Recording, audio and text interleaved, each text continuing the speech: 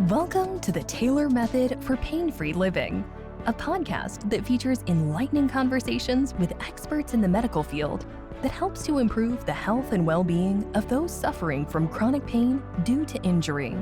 Learn from leading authorities the questions you should be asking to experience pain-free living. Hosted by father and son, Dr. Derek Taylor and Dr. Hudson Taylor, and joined by industry professionals in the health field, including doctors of integrative medicine and personal injury attorneys. Enjoy well-rounded and informative conversations to help you get out of pain while achieving optimal wellness. Dr. Derek Taylor and Dr. Hudson Taylor are the doctors of Taylor Chiropractic and Laser Center in Florida and California. Both father and son duo have earned respect and a solid reputation for successfully helping people transform their lives by assisting them to discover the hidden causes of their painful health challenges, leading them to experience the resolution of their problems using the Taylor Method. Tune in each week to learn about the Taylor Method, Dr. Taylor's proprietary technology that looks at the whole person and identifies the root cause of pain while facilitating natural healing and helps to restore the body to optimal wellness without using drug injections or surgery. Well, welcome to the show for the Taylor Method for Pain-Free Living. I'm here with our guest, Dr. Andrew Noble, medical doctor, who's an orthopedic surgeon who specializes in knee and hip replacements, both partial and total. So, Dr. Noble, welcome to the show. Thank you very much. Good to see you, Derek. Yeah. So, hey, tell us, how did you get involved in, as an orthopedic surgeon, you're trained to do just about everywhere in the body, every joint pretty much. And what is it that made you gravitate to knees and hips? You're exactly right. In training, we do it all. We see everything, shoulders, hands, feet. And for whatever reason, I had the most interest in knee and hip. I think it came to me naturally. It's something like in life, you gravitate toward things that interest you most, you enjoy it the most. And for me, I guess it came easier when it came to training, understanding those body parts and specifically how to replace them. And it brings great satisfaction as well. So it's really an interest. And I think also sort of that enjoyment in that subspecialty of orthopedics. Yeah. And, with these, do you do more knees, more hips, or is it kind of 50-50 or? It turns out now I'm doing more knees. My practice has shifted more and more of the knee side of things. So more knees, but still doing hip replacements. Hip replacements are done through a direct anterior approach, which a lot of people are familiar with. Some may have never heard of this, but in terms of getting inside the hip, you have different ways of getting in, and there's a way through the anterior approach that we can go between the muscles, and that can allow for a quicker recovery. And which one do you find to be more challenging to work on, the hip replacements or the knee replacements? I guess it depends on sort of challenging from my standpoint. I don't know. I think both of them have each of their own challenges. I think knee replacements are probably more challenging because we're having to coach along patients a little bit more, because it's a little more challenging on the knee side for patients to get through a recovery. So from a technical aspect, I think they're both very, very similar in terms of what I feel is a surgical type of challenge. Similar from that respect, but I think on the patient standpoint and what they'll probably experience is that hips are a little easier. You sit, you stand, you walk, you do some gentle exercises, but on the knee side, there's definitely more time involvement and a little more challenges for them. And why is that? Why is that more challenging for somebody who is recovering from a knee replacement as opposed to a hip? So it turns out the knee has a much more complex motion. A lot of us think that a knee is just like a hinge joint, right? It just bends and straightens, but it turns out the knee actually moves in a number of different ways, where the inside part of your knee pivots, the outside part rolls back. You've got a kneecap that has to glide, and you have multiple tissues that then have to tighten and relax as you go through a range of motion. Versus a hip is just a ball and socket joint. So really, there's not a lot that has to be done from a physiologic standpoint when that ball and socket is moving. So from a recovery standpoint, there's more that goes involved with the patient when they're doing that knee rehab in terms of the straightening, the bending, the quad strengthening, all the things that go along with the recovery. It's different than just getting up and walking on a hip replacement. Interesting. Very interesting.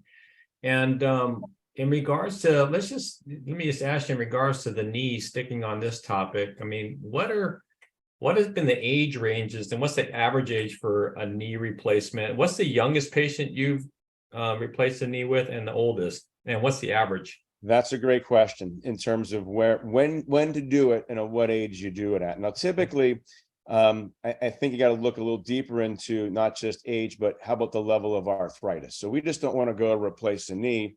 We got to make sure the indications are there that the patient has severe arthritis. And typically, severe arthritis comes with wear and tear.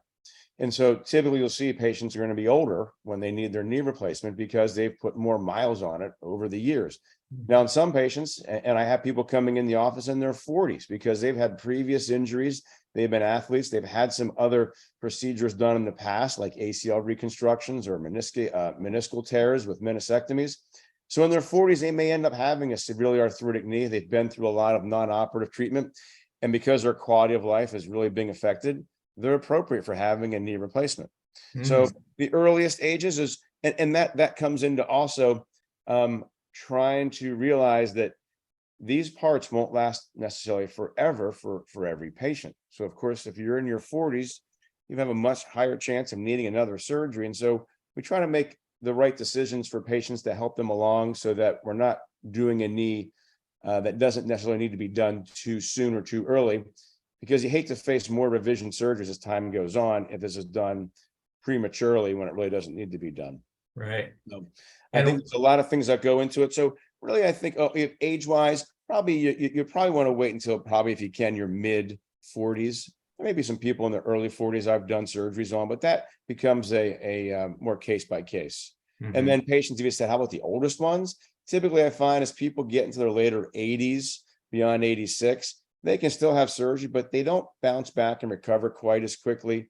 So I usually have a discussion with patients as they're in their later 80s saying, hey, if we're going to decide to do this, we should probably decide to do this in the near future, because otherwise you become 88, 89, and the recovery is much more difficult. Right. Yeah. And what are some things that are good predictors that somebody may be needing a knee replacement in the future? You mentioned a few, like prior surgeries, wear and tear, how much use.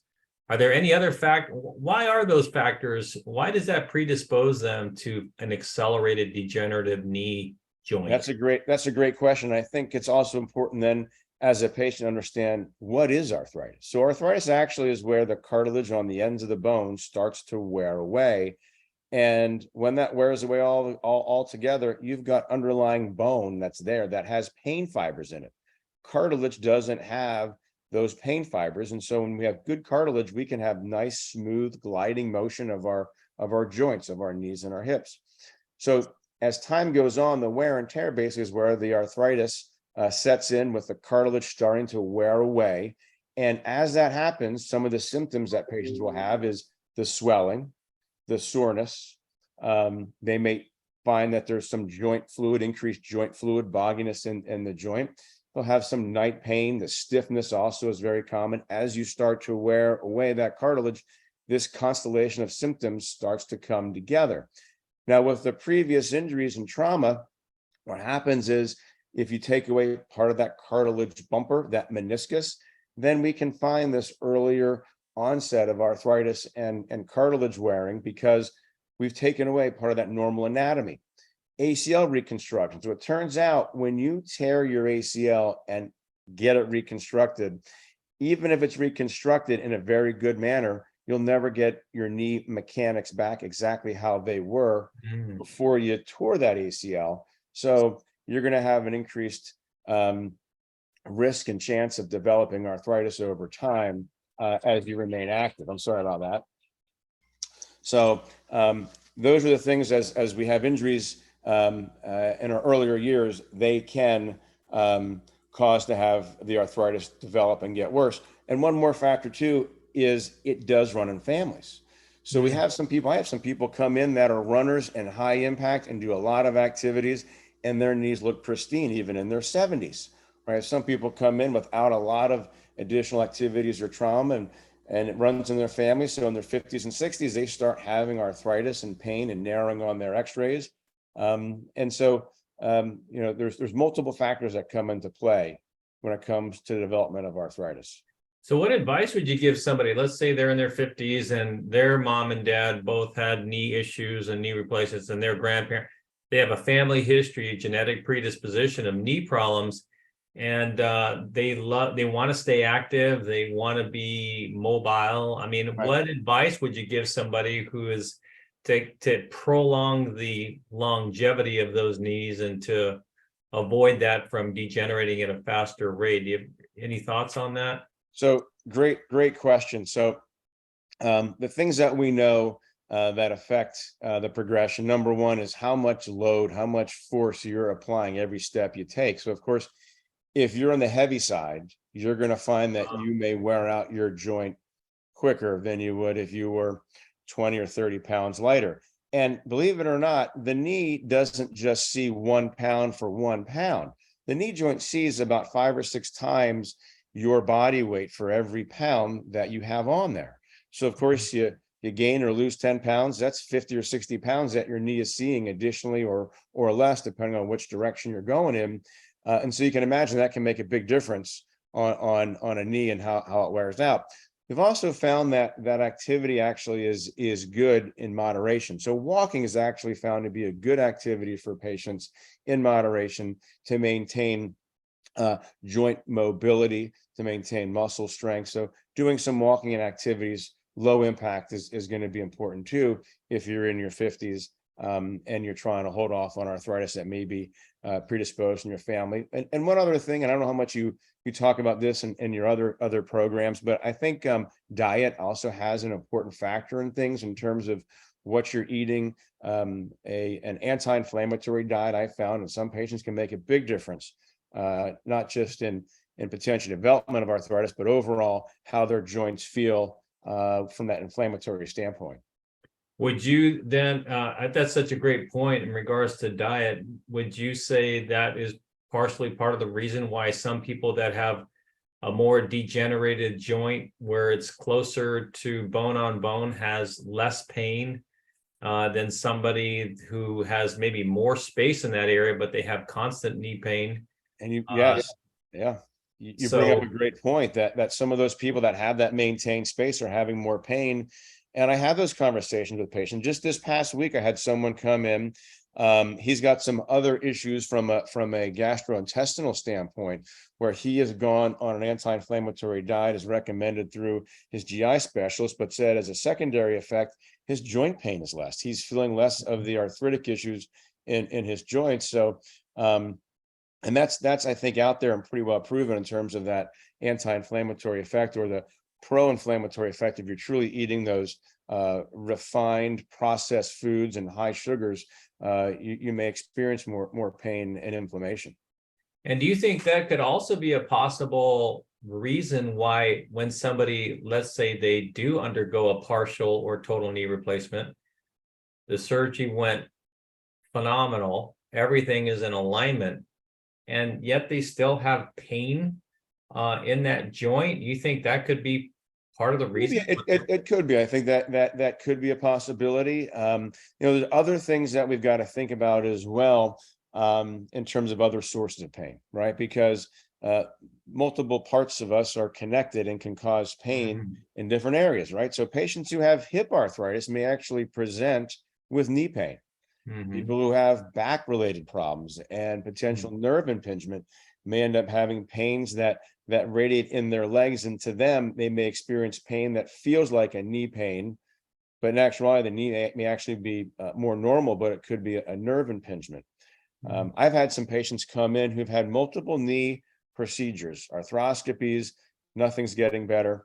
And when you dig deeper and you talk to the patients about where the location of pain is and get an x-ray, you find out they actually have a worn out hip above that knee that they've had previous surgeries and injections on that hasn't gotten better. And when you go replace that hip, the knee pain goes away too.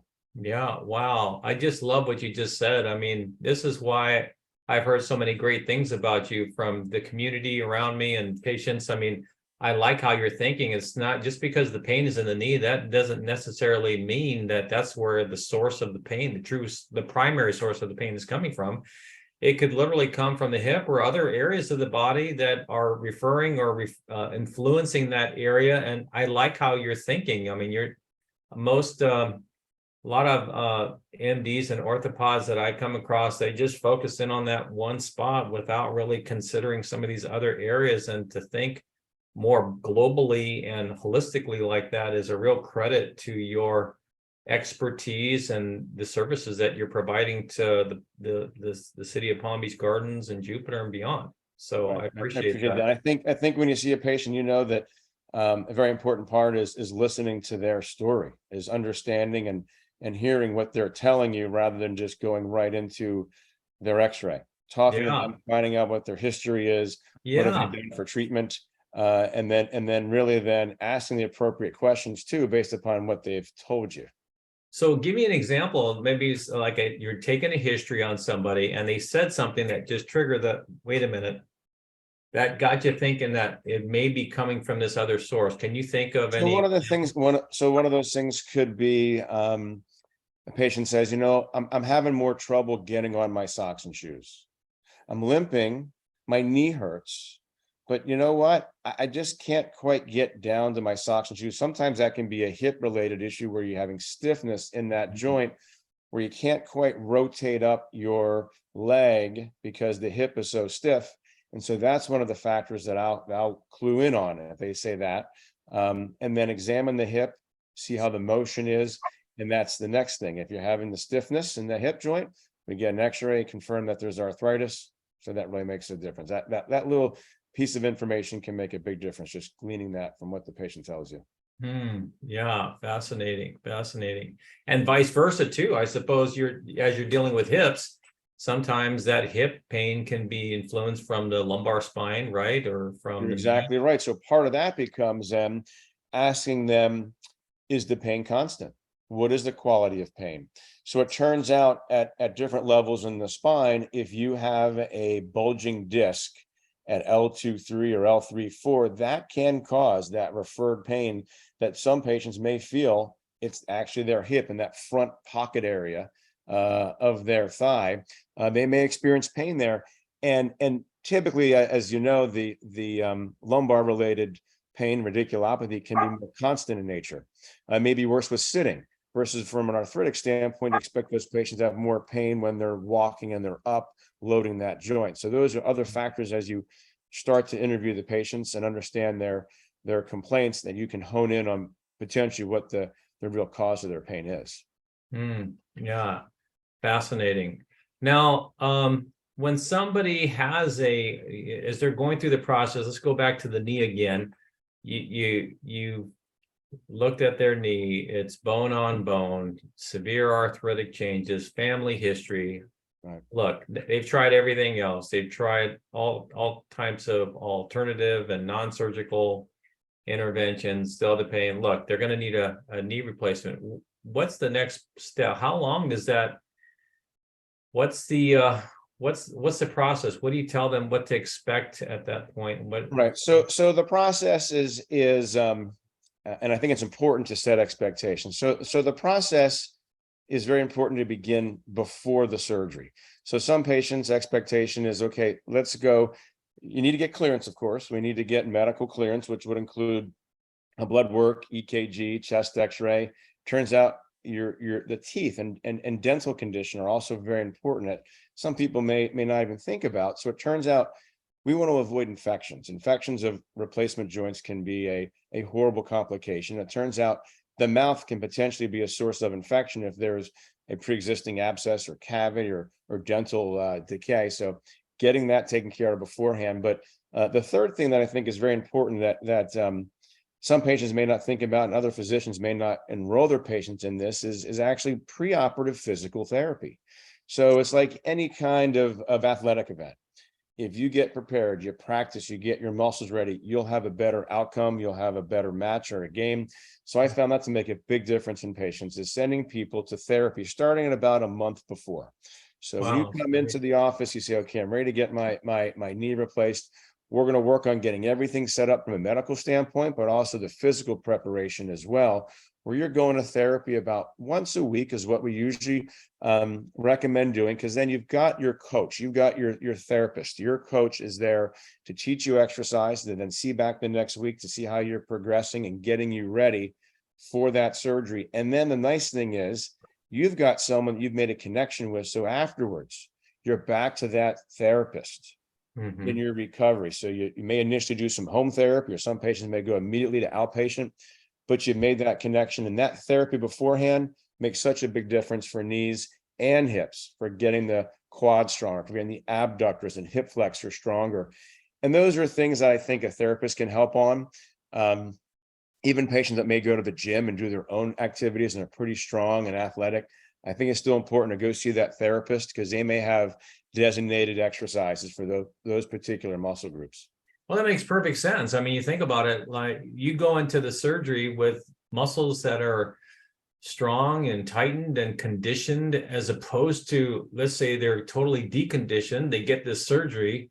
Now you're going to try to rehab that knee at the same time you're trying to build, you're behind the, Exactly you're behind the game at that point. And that's where I think the challenges come in for both myself and the patients, because if you come into the surgery and you're not in that strong and prepared state, then that recovery takes so much longer, because now you're not only worried about and working on your range of motion, but now you're trying to work on muscle building. And building back muscle and strength, it takes time. It can take months to regain back that muscle strength that you may have lost over a short period of time.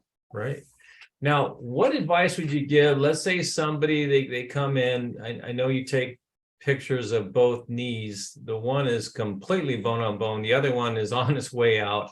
Right. And, it looks like the other one's going to eventually need it as well. I mean, have you ever done 2 knee replacements at the same time? Do you advise against that? Are you for that? What are your thoughts on that? Great question in terms of the bilateral knee replacements. That, there's several things that go into play when it comes to doing both at the same time. And I personally am not a big proponent or fan of doing both at the same time for multiple reasons. The risks involved from a medical standpoint, and we've done multiple studies. There's many studies that show a significant increased chance of having bleeding issues. Of course, you're doing double the joints, of having potential cardiovascular issues. Blood clots and death are all significantly higher when you do both at the same time, versus my preference in doing one knee and then waiting about 2 months and doing the second one, if of course it's time to do it. But that 2 months time period seems to be that right amount of time for a patient to rehab back that first knee, and then be physically, mentally, and psychologically ready to go back and have that other one done. And when it comes to that, doing both at the same time, very few people are going to be able to go home. It's going to be quite a big surgical recovery to have both knees done. A lot of times those patients are needing the additional help from a rehab center. And of course, these days, the rehab centers aren't what they had been with in the previous times, with COVID now and some of the staffing related issues. I try to keep my patients out of the rehab centers, going home directly. And typically, I think patients like how we do it in that staged fashion. Well, it sounds like you're trying to get them back to their activities of daily living and normal life as soon as possible, right? And Absolutely. And I that's think the whole goal, right? Right. And having 2 done at the same time may be a bit more of a challenge in terms of being able to get back to do that as fast as you'd want. So it really is a lot of challenge and time out that patient has to take to regain their mobility. Right. So, all right. So somebody comes to you, they've decided to get the knee replacement. They started a course of therapy a month before. They've working with their therapist. They get the surgery. They go home that day. What can they expect next? I mean, and what would you advise next? Would you advise that they continue on with the physical therapy? If so, how long, how many times a week? And And so then what's their typically recovery look like? we will cater the program for the patient, the age, their current home situation. Ideally, we want patients to go home. And we have patients that will go home either the same day. We'll do same day surgery. So we do these in their surgical suites, and appropriate patients, generally those patients who are less than 75 years old, don't have any major comorbidities, any type of big heart disease or irregular heart rates or other type of major medical issues. Those patients that have maybe some high blood pressure or maybe some well-controlled diabetes can actually go home the same day of their either hip or knee replacement. And depending on their motivation, their home status, and how they want to go about it, they have the choice of either having a therapist come out to their house and work with them, typically coming in the next day, versus waiting a day or two and going into outpatient therapy, coming into a facility to go in and go in there 3 times a week, where they'll work on the walking and strengthening. Patients will use a walker for a week or two and then go on to a cane for a week or two. And typically that's about the guidelines and what we see in patients. And everyone heals at a different rate based upon their strength, their balance, their age. So it's not a race. Some patients are able to get off that walker sooner. Some people need it for just a week or so, and some people may need it a little bit longer. But our goal is number one, safety, and number two, we want good quality walking. And it turns out we take, I think, walking for granted. When you walk, you're not necessarily thinking about how you walk and what you should do with your feet. It turns out there's a lot that goes into it, but we teach patients there's a certain number of little tricks you can do when they talk about heel to toe. That's something the therapist will typically say, walk heel to toe. Turns out when you roll up on your toes, it makes this whole process easier to get back into a normal stride and normal cadence, which is what we're looking for. We don't want patients limping.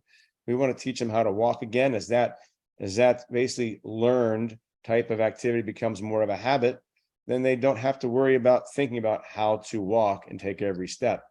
But part of that is all in that rehab program, in that recovery program. So let's say you went home, you had therapy at home for 2 or 3 weeks, you then would need to continue additional therapy, outpatient, for about 4 to 6 weeks. So I tell patients, you've got about a 6 to 8 week recovery time that you're going to be focusing in on the therapy. And what you got to realize is, like anything, there's a gradual progression of improvement and additional milestones as time goes on. You can't expect to be at a 6-week recovery at several days out. It's going to take your body time. It takes you time from a swelling standpoint, a strength, a balance. We don't want to cause more trauma and inflammation to the joint, the knee, by flexing it too much early on. The goal is to have that gradual increase in motion. And we actually tell patients, listen, 100 degrees is great for that first 2 weeks. We don't want you pushing to 120, because we know if you do that, you'll likely have a setback and you won't progress as quickly as you would if you stayed on the program. Mm-hmm. And what's the rate? What's your, somebody comes in with a lot of knee pain and they're getting the knee replacement because they don't want that bone on bone, those nerve fibers irritated anymore. What's the percentage that percentage of your patients that get the surgery that they have a 100% recovery, where there's absolutely zero pain in that knee afterwards? Is that there's a fairly high percentage of patients that will have that, but you can also realize, and this is, I think, something important to tell patients, this knee replacement doesn't take away all of the remaining parts of your knee and your ligaments and tendons. You still have other tendons and ligaments. All those things basically remain behind. So you could come in. Some patients come in already having some tendonitis or soft tissue irritation that isn't necessarily going to go away just with the knee replacement. And so I think setting those expectations is important, because my goal is to make sure patients have complete pain relief. And of course, we have many patients that do, but there's other patients that come in with some other conditions that are going on at the same time that we can't get rid of just by replacing the surfaces of their knee. So some people may develop a tendonitis afterwards, or may have some other inflammation, IT band inflammation. They may have some back-related issues. But ultimately, we find a very, very high percentage of patients have great pain relief, especially in those ones that don't have a lot of other coexisting pain sources that can then irritate that area. Yes. And what's the average overall recovery where did the patients ever get to the place where they feel like they're at 100% after a knee replacement? I think they do. There's some, yes, absolutely. I mean, there's patients that will, when you say 100%, I see 100% as to getting back to doing the activities that you want to do in terms of not just daily walking and things, but the athletics. Right. So we've Playing got people, tennis or pickleball or golf. yeah, I've got patients that will get back to doing athletics they haven't done for many, many years. I have a patient in particular who was a really big tennis player, had to take time away, actually 15 to 20 years of time he wasn't able to play. We got him back on the courts with both of his knees, and he's back playing again. And that's, I think, I consider that the full recovery, is getting back to doing those activities that you're wanting to do. And I think you got to be realistic. Moderation is going to be important. I don't want you going, this is not a surgery to go and become a marathon runner. This is a surgery we can get you back to doing the pickleball and the tennis and hiking and biking and swimming and travel. Those are the kind of things that we have for expectations, which is great, which is what most patients want to do. So that would be a full recovery in my mind. And what's the average time for that? How many months does that take to get to that place of So usually what I tell patients is when it comes to a sport like a tennis or pickleball, where you're really having to cut and go and stop, 3 months is usually, I think, what patients really need from not just recovery from that knee or hip, but also then some of that exercise preparation that goes into it, to getting out there. And it may be a gradual return to playing tennis. I tell patients, listen, when you get out there, get yourself your coach, your pro to hit the ball to you. Let's start with this, getting your swing and your technique down without having to run all over the court. When it comes to golfers can get back sooner. They can get back to doing putting and chipping at 5 or 6 weeks for getting out there, getting out to the driving range. It may be longer in terms of actually getting out onto the course and playing 18 holes, just because the amount of walking and up and down on uneven ground that's there.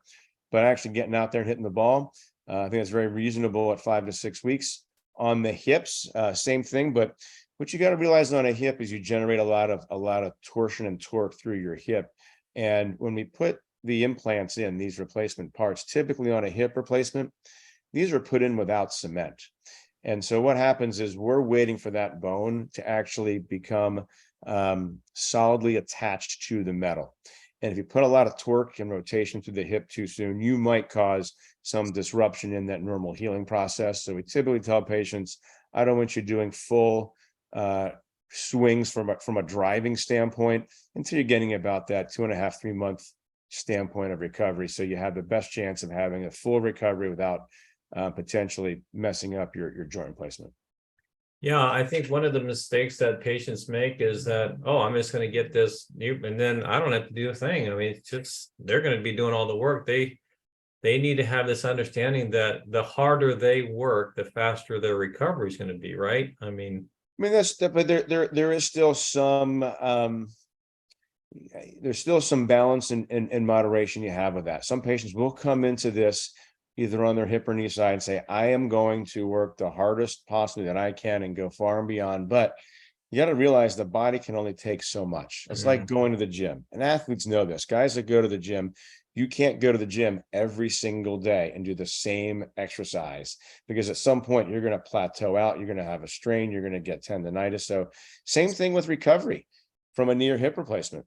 You've got to have that moderation, that progressive stepwise increase in activities and strengthening. And also, it's interesting is taking some time off. A day off is important, especially as you start to get farther out from that surgery. As I see people back at, usually it's about that 1 month to 6 week time period. I emphasize the need to take a day off. Take that time off in between your therapy sessions, because you may find that you'll have an increased improvement and a larger gap of recovery if you take that time off versus every day doing it. Mm-hmm. Well, I love the balance and perspective and the wisdom you bring to this area of knees and hips and just helping patients get their life back and get back on doing the things that they love. And one more thing, I just had a patient came to my office yesterday. He was 91. He's got congestive heart failure, 2 bone-on-bone knees. He's in a position where he had his consultation. He says he's not a candidate for the knee replacement. What advice would you give them?